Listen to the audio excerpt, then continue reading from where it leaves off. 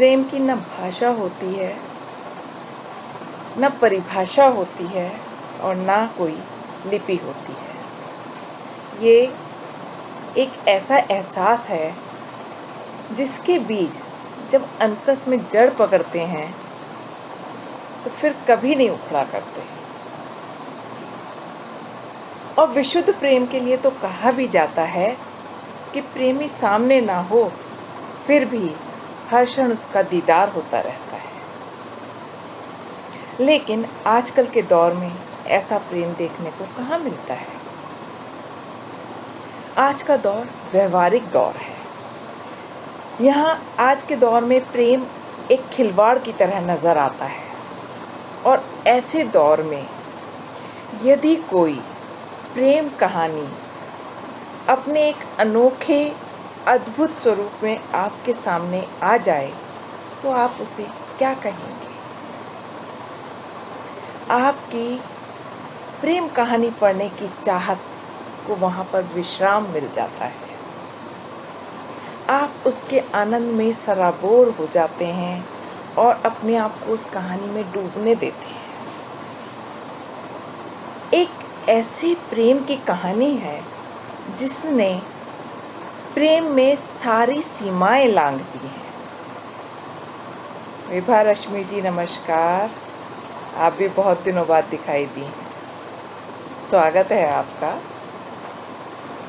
तो मैंने एक ऐसी कहानी पढ़ी जिसने प्रेम में सारी सीमाएं लांघ दी। वैसे भी प्रेम में न जात पात होती है, न धर्म वो देखता है, ना ही सीमाएं देखता है।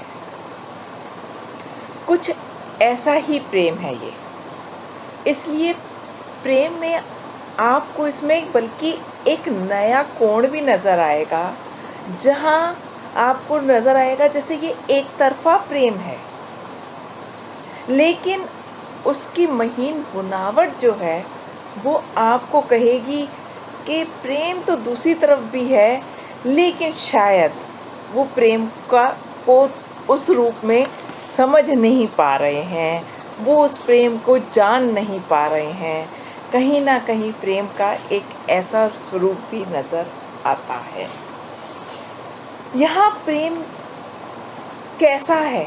सीमाएं तो लांघ ही रहा है, लेकिन यहाँ शब्द भी नहीं है, यहाँ कोई भाषा भी नहीं है।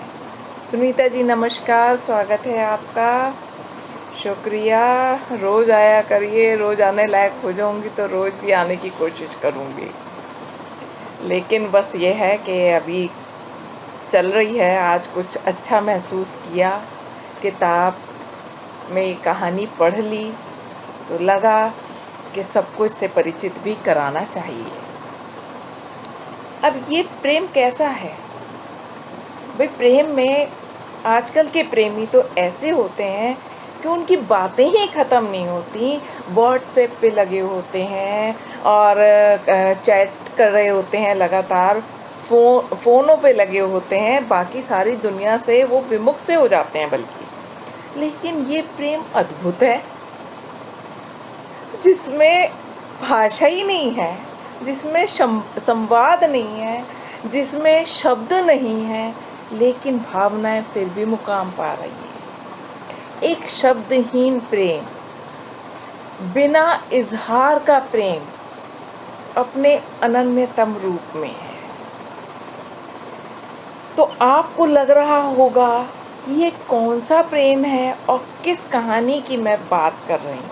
तो चलिए मैं आपको कहानी का शीर्षक बताती हूँ और लेखिका का नाम अंत में बताऊंगी। कहानी का शीर्षक है लैंडिंग लाइफ रैंडम इश्क। शीर्षक भी अपने आप में अनोखा है। एक मतलब आप और सब पढ़ते हैं बड़े अजीबो गरीब, मतलब आपको लगेगा थोड़ा सा नाम, लेकिन जब आप पढ़ेंगे कहानी को, योगिता यादव स्वागत है, कहाँ का भी अभी उत्तर मिलेगा आपको कि कौन सी किताब है और कौन लेखिका है।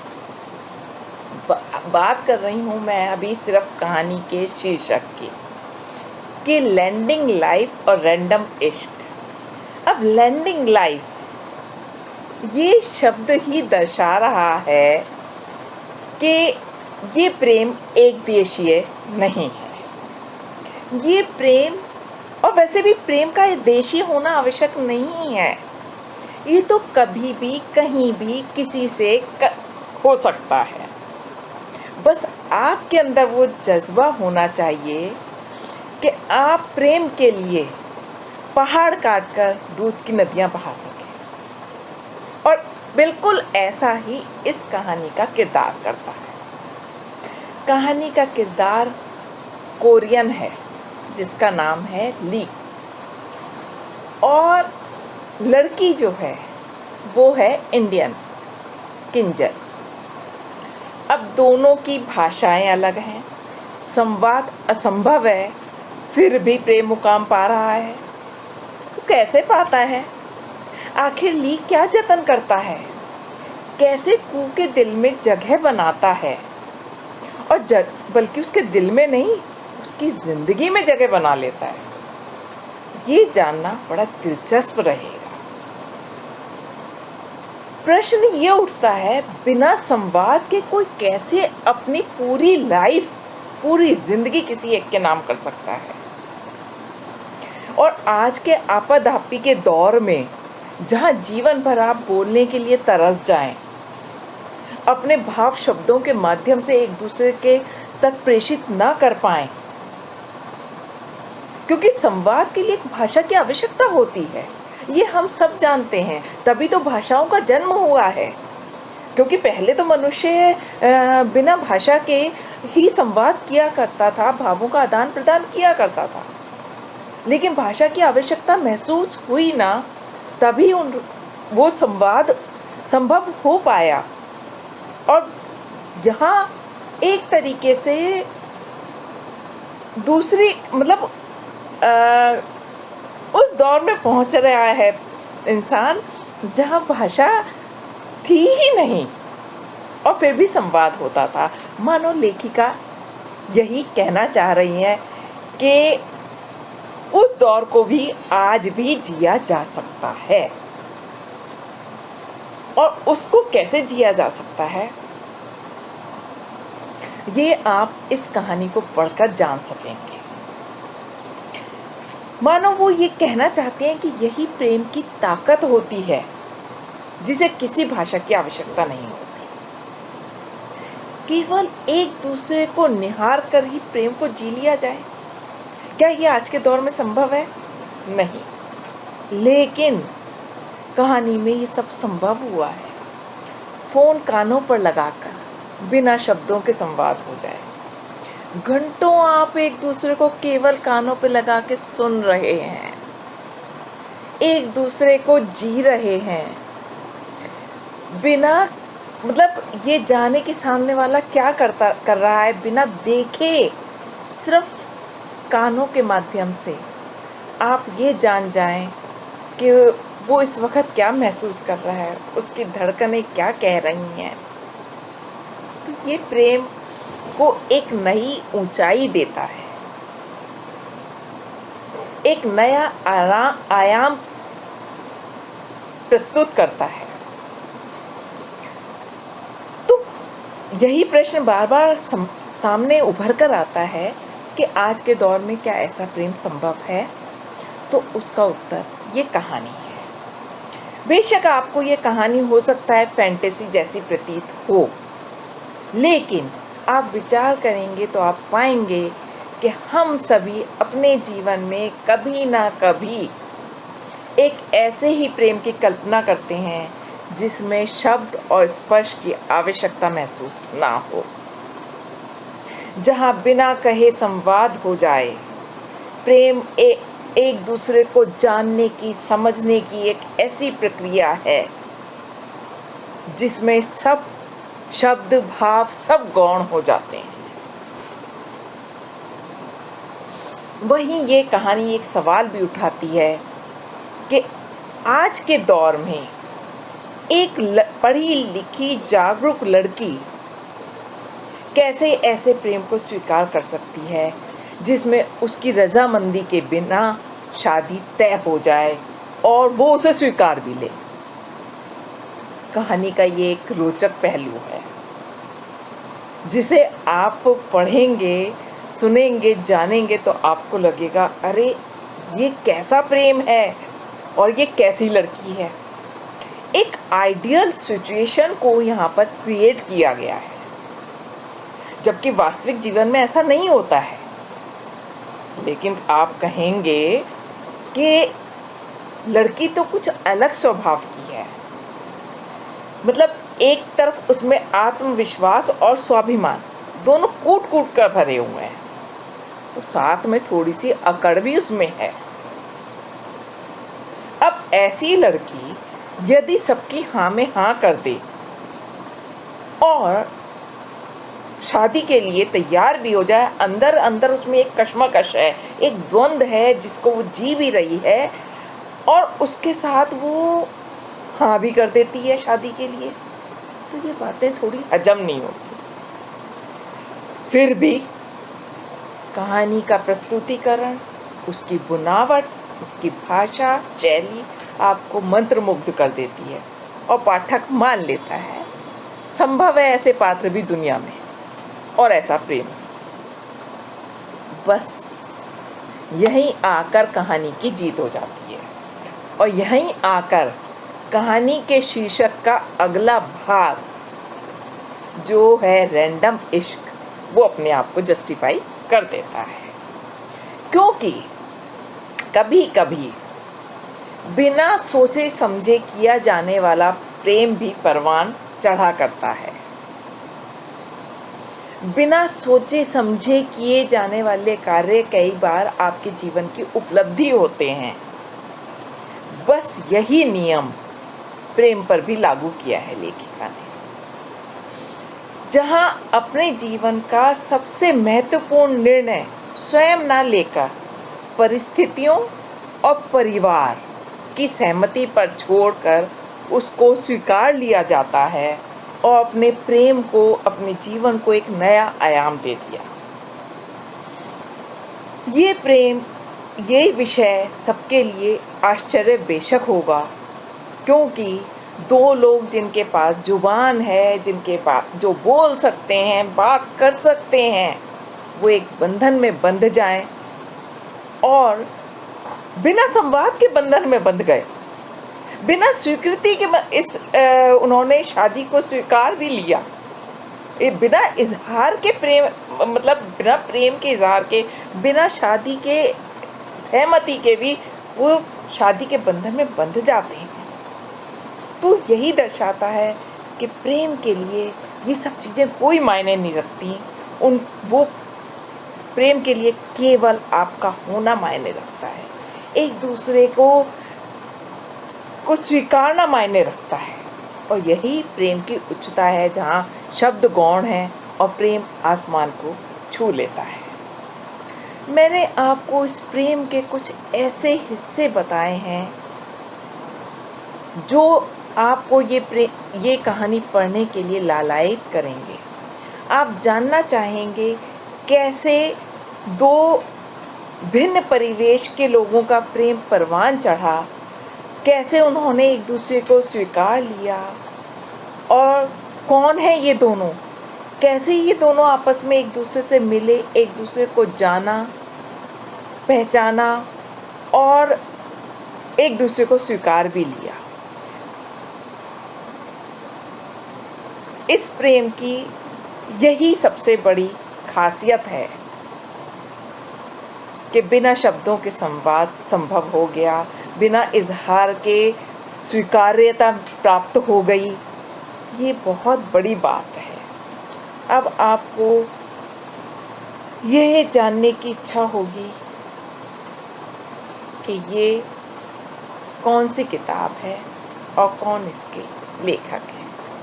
तो दोस्तों, किताब है सियोल से सरयू और लेखिका हैं हमारी प्रिय आलोचक डॉक्टर सुनीता, जिन्होंने प्रेम का एक ऐसा अद्भुत रूप दिया है जो वाकई हम लोग कहीं ना कहीं जिसको हम जीना चाहते हैं। सच में कहा जाए तो ऐसे प्रेम को हर मनुष्य जीना चाहता है, और उसको उन्होंने इस किताब के माध्यम से प्रस्तुत किया है। मेरी इस पूरे संग्रह की सबसे प्रिय कहानी है। मैं इस संग्रह को पूरा पढ़ चुकी हूँ दोस्तों, और इस संग्रह को पढ़ने के बाद ये कहानी मेरी प्रिय कहानियों में शामिल है। आप ये देख लीजिए। और मैं इस सुनीता जी, हद नहीं है, चौंकाया आपने है। और मैंने इस कहानी में बहुत सी चीज़ें देखी, जानी, और भावना झा जी, बिल्कुल अलहदा प्रेम कथा है ये। इसको पढ़कर ही इसके रस में आप सराबोर हो पाएंगे। विभा रश्मि जी कह रही हैं कि ये प्यारी प्रेम कहानियाँ आगे जानने की इच्छा है। बंगाल के कथाकारों की एक समय में ऐसी प्रेम कहानियाँ लिखी गईं। वो दौर आज भी, बिल्कुल आज भी वो दौर जिया जा सकता है विभा रश्मि जी। और ये ऐसी ही कहानी है जिसमें देखिए आपको कई भाषाओं का समावेश भी नज़र आएगा, और साथ में प्रेम का अद्भुत रूप है, वो तो आप देखेंगे ही। लेकिन वो प्रेम कैसे परवान चढ़ता है, और कैसे ये विवाह परवान चढ़ता है। प्रेम से ज़्यादा विवाह परवान चढ़ता है, सबसे बड़ी चीज़ ये है। तो वो मैं नहीं खोलूँगी, ऐसी चीज़ें बिल्कुल नहीं खोलूँगी, बल्कि मैं कहूँगी कि आप जो है इसको पढ़िए, जानिए, तभी तो आप जानेंगे कि कहानियों को कैसे लिखा जा सकता है, किस रूप में और प्रस्तुत किया जा सकता है। सुनीता जी कह रही हैं अमोघ प्रेम में राधा का कोई विकल्प नहीं है। बिल्कुल राधा का कोई विकल्प मिलेगा ही नहीं आपको, लेकिन कभी कभी प्रेम के ऐसे विकल्प भी मिला करते हैं, और ऐसा प्रेम भी संभव है। बेशक कहानी के माध्यम से आपने संभव किया है, लेकिन तब भी मैं कहूँगी कि कहीं ना कहीं ऐसा प्रेम भी संभव हो रहा होगा। हम इसको नकार नहीं सकते, क्योंकि आप ये देखेंगे जो बेजुबान होते हैं, जो बोल नहीं सकते, लेकिन वहाँ भी प्रेम संभव होता है। अगर वहाँ संभव होता है तो यहाँ भी संभव हो सकता है। प्रेम के लिए शब्दों की, भाषाओं की, किसी चीज़ की आवश्यकता नहीं है। आपने इस कहानी को लिखकर उसको स्थापना दे दी है। तो मैं तो इस प्रेम की मैं कहूँगी कि मेरे लिए तो ये बहुत मायने रखता है, और मेरी प्रिय कहानियों में ये कहानी शुमार हो चुकी है। हम सबको इस कहानी को पढ़ना चाहिए, जानना समझना चाहिए कि प्रेम बहुत से आयामों से गुजरता है। उसके लिए हमें जो आज के दौर में जो विमर्श होते हैं और उन पे बातें होती हैं, उन्हें जानना और समझना चाहिए कि प्रेम किसी भाषा का मोहताज नहीं है, प्रेम किसी सीमा का मोहताज नहीं है। संबंध के लिए कोई सीमा नहीं है। संबंधों के लिए एक दूसरे की भावनाओं को समझना आवश्यक है, एक दूसरे को जानना आवश्यक है। फिर संबंध अपना प्रगाढ़ रूप ले लेते हैं, ऊंचाइयों को प्राप्त कर लेते हैं। उसमें हमें किसी विमर्श की आवश्यकता नहीं रह जाती। और यहाँ तो दो देश हैं, दो भिन्न संस्कृति हैं, दो भिन्न परिवेश हैं, लेकिन तब भी आप ये देखिए कि बिना संवाद के भी प्रेम संभव हुआ। यहाँ तो एक दूसरे को जानते हैं, समझते हैं, और स्त्री जो अगर प्रेमी ना भी हों, पति पत्नी भी हों, तब भी उनके बीच कई बार संवाद संभव नहीं हो पाता। एक दूसरे को पूर्ण रूप से सारी ज़िंदगी गुजार देते हैं, तब भी जान नहीं पाते। लेकिन इस कहानी के माध्यम से मानो लेखिका एक हमें संदेश भी दे रही हैं कि एक दूसरे को जिस दिन हम जान जाएंगे उस दिन आपके अंदर स्वतः ही प्रेम का अंकुरण हो जाएगा। आप एक दूसरे को समझ जाएंगे और प्रेम स्वतः परवान चढ़ जाएगा।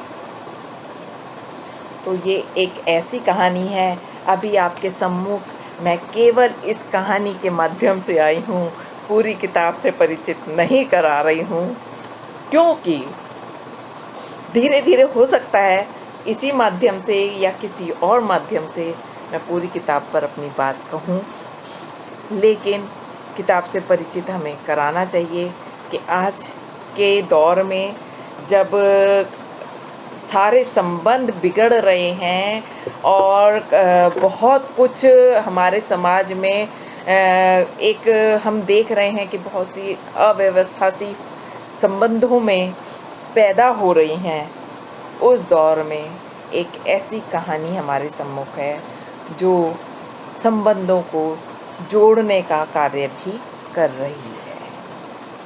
और जब हम अपने देश में अपनी संस्कृति को जब हम जानते समझते हैं, उसमें हमारा संभव नहीं हो पा रहा, तो ये दो भिन्न परिवेश के लोग कैसे जीते हैं, कैसे समझ पाते हैं एक दूसरे को, उसको जानने के लिए आप इस किताब को पढ़िए, इस कहानी को पढ़िए, तब आप जानेंगे कि अगर ऐसा संभव है तो हम क्यों नहीं संभव कर पाते, हम क्यों नहीं जी पाते। हमें एक दूसरे को जानना और समझना चाहिए और एक दूसरे को स्वीकारने के लिए केवल प्रेम ही ऐसा भाव है जो जीवन को एक नई दिशा दे सकता है, एक सुचारू रूप से चलाने का एक सूत्र दे सकता है। और वाकई मनुष्य की मूलभूत आवश्यकता प्रेम है। रोटी, कपड़ा और मकान के साथ सबसे पहले संभव प्रेम की आवश्यकता है। प्रेम है तो सब संभव है। आपको जीवन में और किसी चीज़ की आवश्यकता नहीं रहेगी। आप नहीं चाहेंगे कुछ और हमें मिले, बस प्रेम मिल जाए तो आप इन जो मूलभूत आवश्यकताओं का में अगर कमी भी होगी ना, तो भी आप जीवन गुजार लेंगे। तो दोस्तों, आप इस कहानी को पढ़िए, इस किताब को पढ़िए। आपको इस किताब के माध्यम से पूरी दुनिया का दर्शन होगा, केवल अपनी संस्कृति का नहीं होगा, आपको विभिन्न देशों की संस्कृति का, परिवेश का, अपने देश के ही न जाने कितने स्वरूपों का आपको दर्शन होगा। ये एक ऐसी किताब है, सियोल से सरयू नाम उन्होंने ऐसे ही नहीं दिया है। ये कहानी कोरिया की है, लेकिन कहानी कोरिया की नहीं, सॉरी, ये कहानी दो भिन्न देशों की, परिवेशों की, संस्कृति की है, भाषाओं की है। और केवल कोरिया या साउथ कोरिया या वहीं का ही परिवेश नहीं है, इसमें बहुत बड़ा विस्तृत आकाश को लेकर लेखिका उपस्थित हुई है। अपने ही देश के अनेक रूप आपको इस किताब में देखने को मिलेंगे। तो आप इसे पढ़ें, जानें, समझें और फिर उस पर हम बात करें। मेरी तबीयत थोड़ी सी अब मैं नहीं बोल पा रही हूँ, इतना ही कर पाऊँगी। तो अब मैं आप लोगों से आज्ञा चाहूँगी। नमस्कार।